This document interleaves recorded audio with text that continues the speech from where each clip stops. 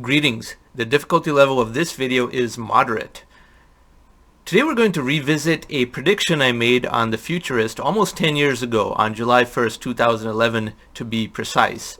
And at that point, I had created a prediction about how oil prices would trend downward over the long term, not upwards. And if you recall, around 2011, that was the height of all this peak oil scaremongering, and when everyone thought oil will be so expensive that no one can afford cars anymore, and the airline industry would go under, and the entire economy would regress back to 19th century levels of prosperity, and other such associated nonsense. I had to rebut that to combat all that technological and economic ignorance, and I did so in an article that we will examine today. Now, many of the early articles on The Futurist, going all the way back to 2006, were specifically about this topic, how oil prices cannot stay high for very long because there's just too many alternatives that are hard at work to create another market solution. And that is true of any commodity that is given too much importance to the point that it becomes too expensive.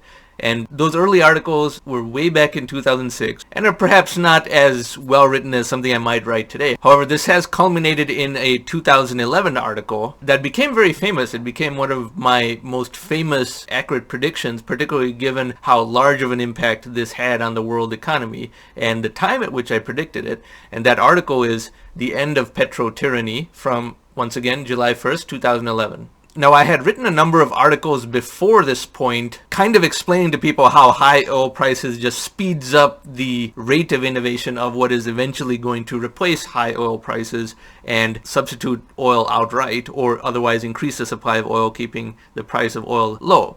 And the same model applies to all commodities.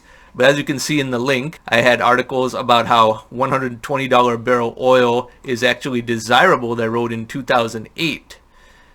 Why I want oil to hit $120 a barrel. But back to the main article, The End of Petrotyranny, I also wrote a lot of rebuttals to the people screaming about peak oil at the time. There were entire blogs devoted to the concept of peak oil, and they each kept trying to outdo each other about how crazy they could get about saying we are going to regress back to 19th century levels of prosperity and automobiles will no longer be possible because oil will be too expensive. And there's no recognition of how demand destruction could occur or how people could adapt or how there would be alternatives. Just no understanding of technology whatsoever. There was a famous blog called The Oil Drum at that time, and that blog eventually shut down, as it should have, because the entire premise of that blog was around peak oil and therefore wrong. And therefore I wrote this other article you see here, a rebuttal to peak oil doomsday predictions, and I make fun of those people, and I, of course, turned out to be right, but that was not that profound of a prediction. What was profound, however, if I do say so myself, was calculating the exact amount of excess oil price leads to what portion of technological disruption and creating an equation around that. And that equation turned out to be pretty accurate, particularly the time at which I made that equation and posted this article. So as you can read this article, which is of course in the description box below, you scroll down, I make fun of some people who keep complaining about peak oil. And then the second section, I talk about economic adaptations. What occurs when any commodity is too expensive is that alternatives start to emerge because the incentive that innovators have to create an alternative rises higher and higher the more expensive the incumbent commodity was. Now, let's say you have an alternative technology that is viable when oil is above $70 a barrel. When oil goes from 70 to 80, you have $10 of market delta to work with. When it goes from 80 to 90, you have $20 because 90 is $20 above 70. When it goes to 100, you have $30 to work with. So just going from 80 to 100, while that may seem like it's only a 25% rise in oil, that is a tripling in the market delta that an innovator has to work with. And therefore, the more oil rises, the pressure to replace it is exponential, not linear. And that is, in fact, one of the main foundations of the atom thesis, which I hope all of you have read. When anything is too expensive, technology always finds a way to either topple it outright or adapt around it. Remember that, when anything gets too expensive, and not just commodities, processes, whatever, but commodities are the most obvious example. When anything gets too expensive, technology always finds a way either around it or a way to topple it. Which leads me to the equation that I have, which in turn has led to the text you see in the blue over here, where I state oil consumption worldwide will never exceed $4 trillion per year, no matter how much inflation, political turmoil, or economic growth there is. Thus, peak oil consumption happens long before peak oil supply ever could. Now, this is something that nobody believed at the time because they thought oil could reach some ridiculous number like $180, $200, $220 a barrel. But I said, no, human ingenuity is better than that, and the accelerating technomic medium, the ability of technology to adapt to these types of supply shocks, is much more in the 21st century than it was the last time we had oil shocks, which were 1974 and 1981. The technological medium of the world was not advanced enough at that time to create substitution, but in the 2000s it certainly was, and this was the fundamental conceptual gap between people who understand technology versus those who are still crowing about peak oil. So without making this video too long, I go down to the actual equation.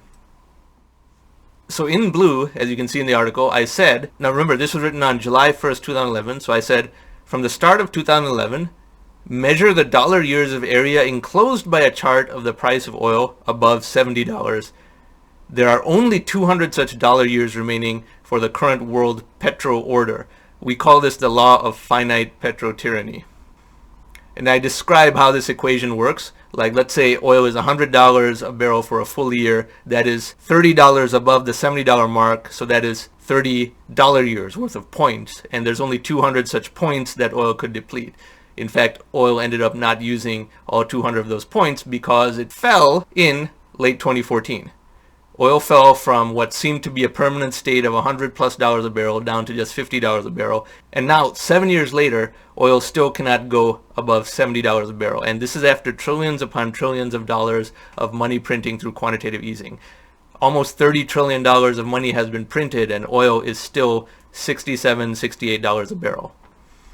Now remember, in 2011, it was not really possible to predict exactly which technology would completely win out. It turned out to be hydraulic fracturing, also known as fracking, but other candidates such as cellulose, ethanol, and electric vehicles were also in contention, and electric vehicles are succeeding, but fracking lowered the price of oil to such an extent that the electric vehicle revolution was delayed by a few years. But the fact that electric vehicles are selling even now at this lower oil price shows how impossible it is for oil to actually get above $70 a barrel for any sustained period of time, let alone go to $100 or $150 or $200 a barrel. So if you want to understand the mechanics behind this equation and how I predicted it and the parameters of scenarios around this equation, you should read this article. It's perhaps too complicated to go through in this video, but the same can apply to a commodity like gold. Technology can now increase the supply of gold faster than speculators can push up the price of gold. So gold has not been rising in tandem with the $30 trillion of money printing, for example, and I've spoken about that in other videos.